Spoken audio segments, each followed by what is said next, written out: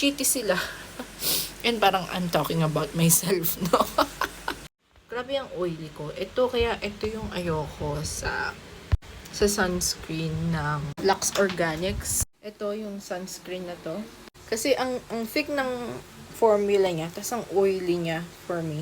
Dati rin ako parang nag-breakout dito. Pero ngayon, okay naman siya. Pero ang oily din na, ang oily, di ba? Anyways, tapos na yung klase ko. And may activity ako. And it's been like a week since I lost my full-time job. And on top of that, umalis yung nagbabantay sa anak ko.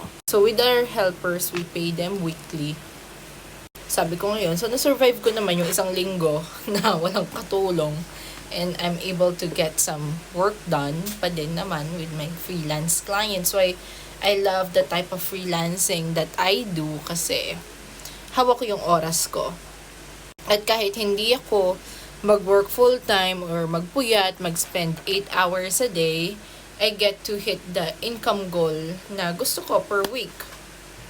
And ayun na, sabi ko sa asawa ko kanina kasi kumain kami sa labas nung umaga.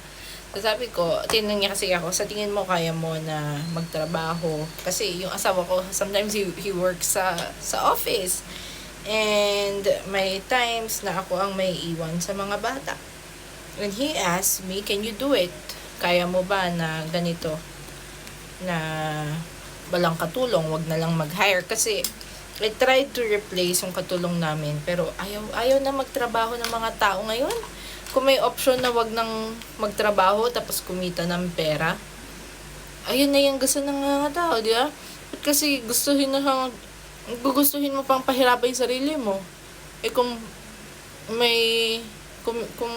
nagkakapera ka naman ng wala kang ginagawa. Anyway, I tried to look for a nanny replacement pero walang gustong pumunta. Wala nang gustong nalang dumarating. Kahit na sabihin, papasok daw bukas, hindi darating. Kaya yan, ayoko na umasa. At struggle to, ay nag-post ako. Ay naglabas ako ng sama ng loob ko.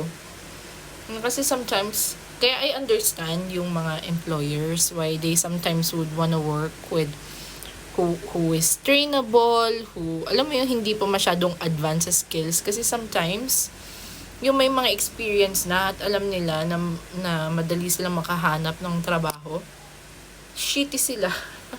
And parang I'm talking about myself, no? Parang sarili ko, parang ako yun, na pag alam kong I could easily land a job, I could let go of a job so easily din. So yun, na pag alam nila na madali silang makakahanap ng kapalit,